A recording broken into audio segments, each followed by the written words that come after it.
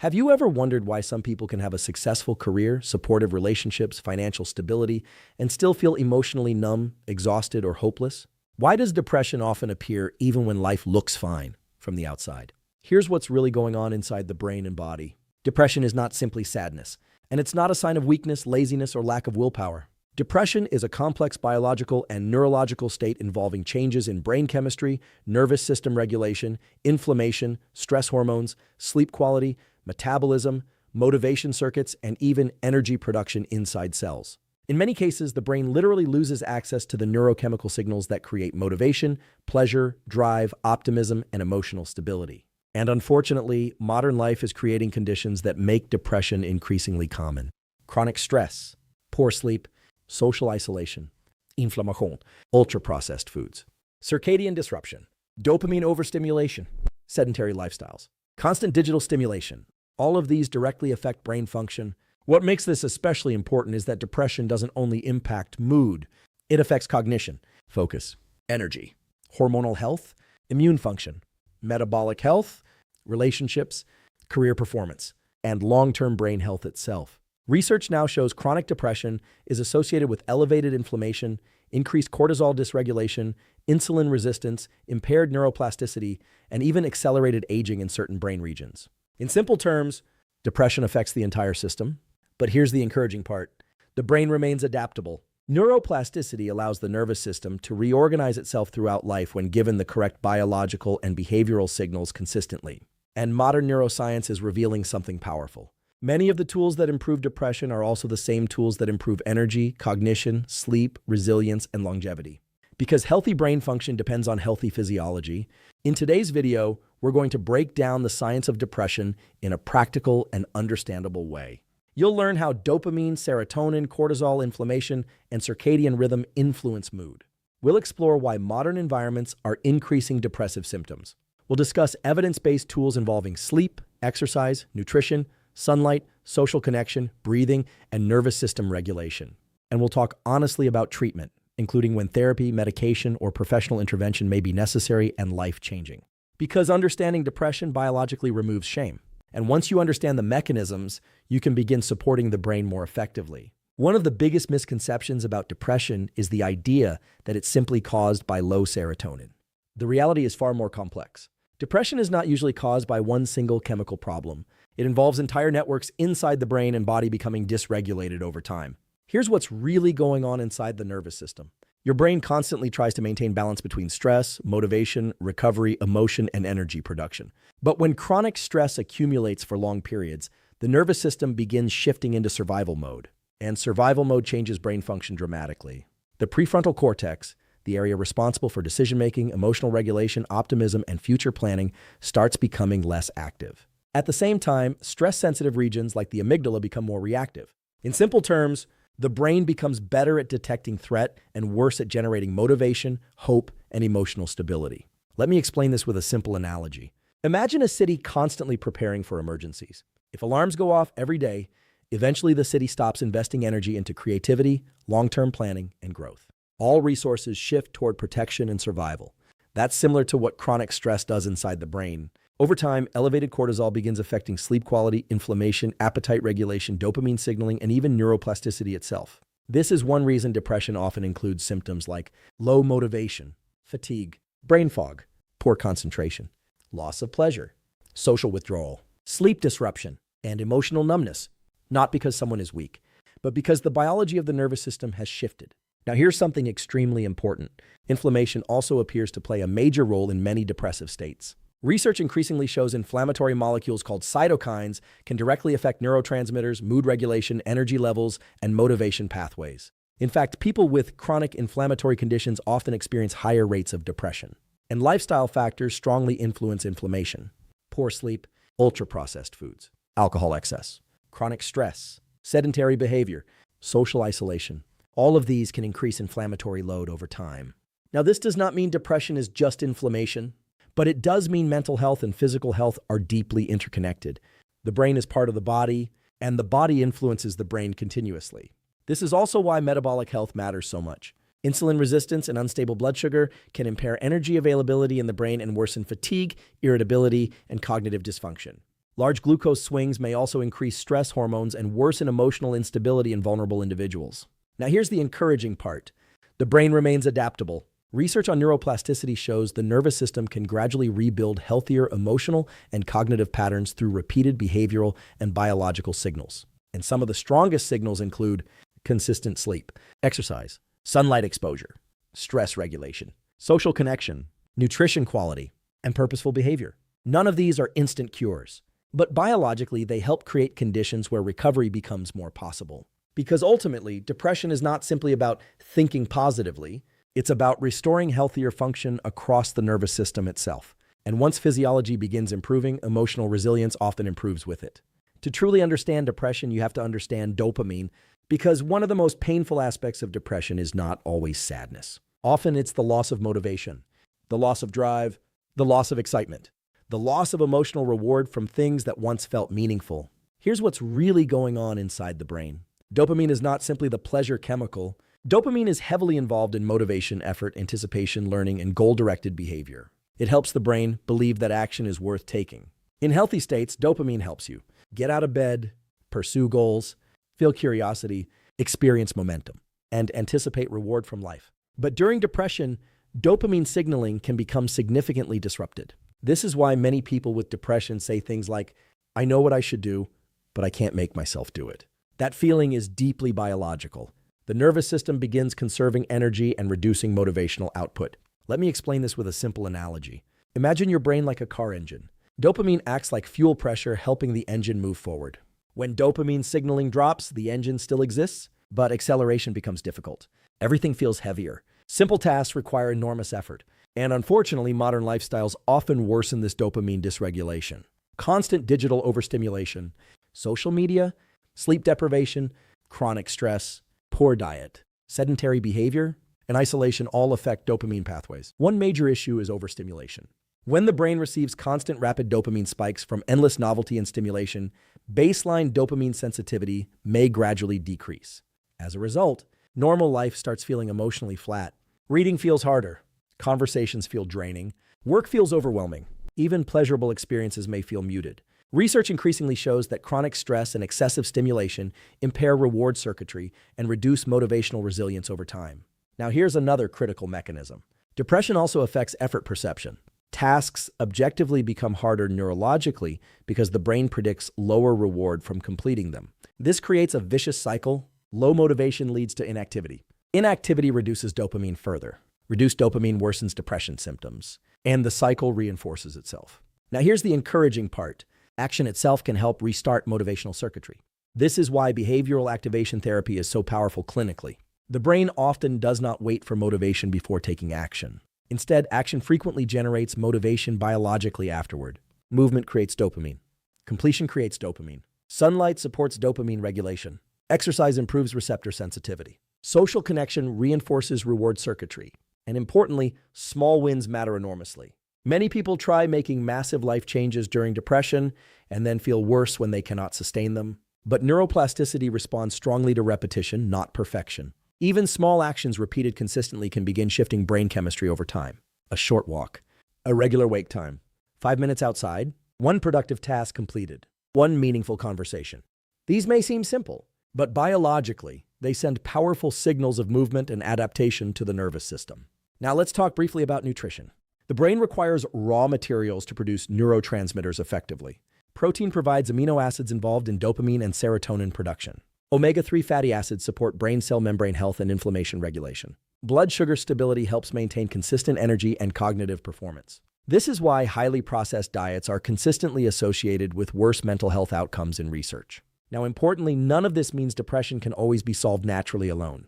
For some individuals, medication, therapy, trauma treatment, or professional psychiatric care may be essential and life-saving. And there should never be shame around seeking help. Because depression is a health condition, not a character flaw. But understanding dopamine and motivation helps explain something extremely important. The depressed brain is not lazy. It is biologically dysregulated. And once you understand that, recovery becomes far more compassionate and strategic. If you want to understand depression deeply, you cannot ignore sleep and circadian rhythm, because the brain's emotional systems are tightly connected to biological timing. Here's what's really going on inside your body. Your nervous system operates on circadian rhythms, internal biological clocks regulating hormones, energy, mood, metabolism, alertness, and recovery. When these rhythms become disrupted, emotional regulation often suffers. This is why depression and sleep problems are so closely connected. Poor sleep increases emotional reactivity, reduces dopamine sensitivity, impairs focus, elevates cortisol, and weakens stress resilience. And one of the first brain regions affected by sleep deprivation is the prefrontal cortex, the exact area responsible for emotional control and rational thinking. At the same time, the amygdala becomes more reactive. In simple terms, the brain becomes more emotionally sensitive and less emotionally stable. Let me explain this with a simple analogy. Imagine trying to regulate emotions while running your phone battery at 5% all day. The system still functions, but efficiency drops dramatically. That's similar to what chronic sleep deprivation does to the nervous system. Now here's another major issue. Modern environments constantly disrupt circadian biology. Late-night screens, artificial light exposure, irregular sleep schedules, shift work, excessive nighttime stimulation, and chronic stress. All of these confuse the brain's internal timing systems. Research consistently shows circadian disruption is strongly associated with higher rates of depression, anxiety, and metabolic dysfunction. And this becomes even more important when cortisol enters the picture. Cortisol is not inherently bad. It's essential for alertness, energy mobilization, and survival. The problem is dysregulated cortisol timing. In healthy physiology, cortisol rises in the morning to increase wakefulness and gradually declines throughout the day. But chronic stress and poor sleep can flatten or dysregulate this rhythm. As a result, morning energy decreases, nighttime alertness increases, sleep quality worsens, and emotional resilience declines. This creates a vicious cycle. Poor sleep worsens mood, poor mood increases stress. Stress disrupts sleep further. Now let's talk about one of the most powerful recovery tools available naturally, morning sunlight exposure. Research shows early day sunlight strongly influences circadian rhythm, dopamine regulation, cortisol timing, and nighttime melatonin production. Even 5 to 15 minutes of outdoor light shortly after waking can significantly improve biological timing signals. And importantly, movement amplifies this effect. Walking outdoors combines light exposure, circulation, dopamine release, and nervous system activation simultaneously. Now, another critical factor is sleep consistency. Many people focus only on bedtime, but wake time consistency may actually be even more important biologically. Waking at roughly the same time daily helps stabilize hormonal rhythms and improve sleep pressure naturally. Now, here's something encouraging. Improving sleep often improves depression symptoms significantly. Not because sleep fixes everything, but because healthier sleep restores the biological foundation required for emotional regulation and neuroplasticity. This is also why many effective depression treatments indirectly improve sleep quality. Exercise, therapy, stress reduction, meditation, light exposure, and proper routines all help regulate circadian function. Now, importantly, severe depression and insomnia sometimes require professional intervention, including medication or structured treatment. And again, there should never be shame in that. Because sleep disruption is not merely a habit issue. It's deeply neurological and physiological. But understanding the relationship between sleep and mood gives people something incredibly valuable. Leverage. Because when circadian biology improves, the brain often becomes more emotionally resilient, more stable, and more capable of recovery. One of the most powerful and underestimated tools for improving depression is movement. Not because exercise is simply healthy, but because movement directly changes brain chemistry. Here's what's really going on inside the body. When you exercise, several important biological systems activate simultaneously. Blood flow to the brain increases. Inflammation often decreases. Dopamine and serotonin signaling improve. Stress hormones regulate more effectively. And the brain releases compounds that support neuroplasticity and emotional resilience. One of the most important of these compounds is BDNF, brain-derived neurotrophic factor. You can think of BDNF almost like fertilizer for neurons. It helps brain cells survive, adapt, strengthen connections, and form healthier communication pathways. Research consistently shows regular physical activity improves mood, cognition, stress tolerance, and even treatment outcomes in depression. And importantly, exercise affects the brain differently than passive stimulation. Scrolling social media may create temporary dopamine spikes, but exercise creates effort-based dopamine. And effort-generated dopamine tends to improve resilience more sustainably over time. Let me explain this with a simple analogy. Imagine a stagnant pond. Without movement, the water becomes increasingly unhealthy. But once flow begins returning, the entire environment starts changing. That's similar to what movement does inside the nervous system. Exercise creates physiological momentum. Now here's another critical mechanism. Depression is often associated with chronic, low-grade inflammation. Inflammatory molecules can influence mood circuits, fatigue levels, sleep quality, and neurotransmitter function. This is one reason depression frequently overlaps with obesity, insulin resistance, poor sleep, digestive dysfunction, and chronic stress. The systems are interconnected, and exercise helps regulate many of them simultaneously. Movement improves insulin sensitivity, supports metabolic health, reduces stress reactivity, and stabilizes energy production. This is especially important because the brain consumes enormous amounts of energy relative to its size. When energy regulation becomes impaired, mental performance and emotional stability often decline. Now, importantly, exercise does not need to be extreme. Many people think recovery requires punishing workouts or perfect fitness routines. But research shows even moderate movement can create significant benefits. Walking, resistance training, cycling, swimming, yoga, sports, even consistent daily movement matters. And consistency is more important than intensity. Because depression often reduces motivation, the goal is not perfection. The goal is repeated biological signaling. Small repeated actions gradually retrain the nervous system. Now let's discuss social connection briefly. Human connection strongly influences emotional regulation and nervous system health. Isolation increases stress physiology. Supportive relationships help regulate cortisol, improve resilience, and reduce feelings of threat. This is one reason loneliness is strongly associated with depression risk. The nervous system evolved expecting connection. And importantly, meaningful interaction does not always require large social circles. Even small moments of genuine connection matter biologically. Now let's also talk about nutrition. The brain is metabolically demanding. It requires stable energy and adequate nutrients to function properly. Research increasingly links ultra-processed diets with higher rates of depressive symptoms. While nutritional interventions alone may not cure depression, dietary quality strongly influences inflammation, blood sugar regulation, neurotransmitter production, and overall brain health. Many people feel better emotionally when they increase protein intake, eat more whole foods, improve omega-3 intake, reduce excessive sugar, and stabilize blood glucose. Again, these are not instant solutions, but they help support the biological environment required for recovery. And this is one of the most important ideas in this entire discussion. Depression recovery is rarely about one single intervention. It's usually the accumulation of multiple small physiological improvements working together over time. Better sleep, more movement, improved nutrition, reduced isolation, stress regulation, purposeful routines. Together, these begin changing the nervous system gradually. And biologically, small improvements compound because the brain is always adapting to repeated experience. The question is, what direction are you training it toward? Now let's talk about one of the most important and often misunderstood aspects of depression recovery, the role of thoughts, identity, and neuroplasticity. Because depression does not only affect chemistry, it affects perception. Here's what's really going on inside the brain.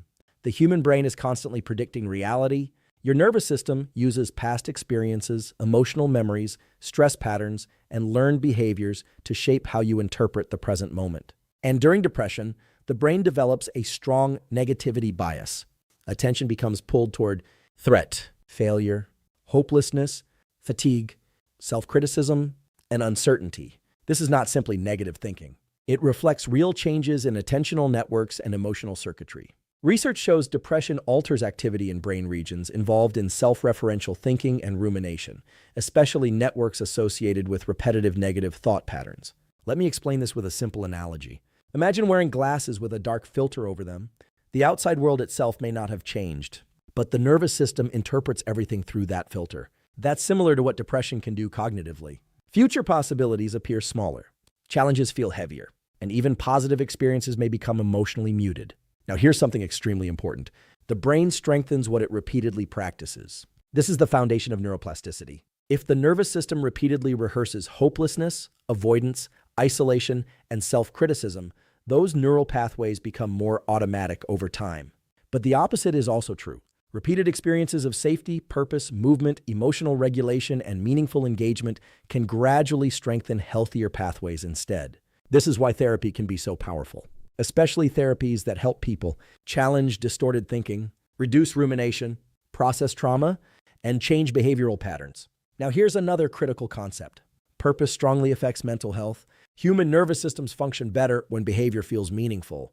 Without purpose, dopamine systems often weaken further. This does not mean people need some massive life mission immediately. Sometimes purpose begins very small. Caring for health, helping another person, building routine, learning a skill, creating structure. Even small acts of meaning can begin reactivating motivational circuitry. Now let's discuss rumination briefly. Rumination is repetitive negative thinking without productive resolution, and it keeps the nervous system trapped in stress activation. Many people believe thinking harder will solve emotional pain, but chronic rumination often deepens depressive states instead. This is why practices that interrupt repetitive thinking can help significantly. Exercise, breath work, meditation, journaling, therapy, nature exposure, social interaction, creative work. These help shift attentional patterns and regulate nervous system activity.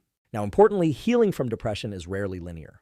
Some days improve, some days feel difficult again. That does not mean failure.